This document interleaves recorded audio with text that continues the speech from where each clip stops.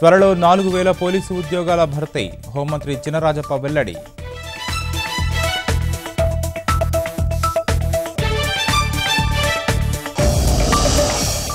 కాంగ్రెస్ నుంచి బొత్స బహిష్కరణ, పార్టీ వ్యతిరేకులపై క్రమశిక్షణా చర్యలు తప్పవన్న రఘువీర.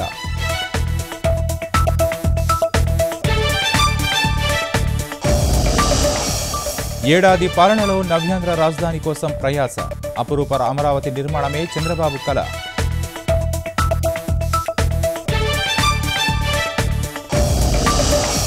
ప్రతిష్టాత్మకంగా కొనసాగుతున్న నీరు చెట్టు కార్యక్రమం, రాష్ట్ర వ్యాప్తంగా జల సంరక్షణ మహాయజ్ఞం.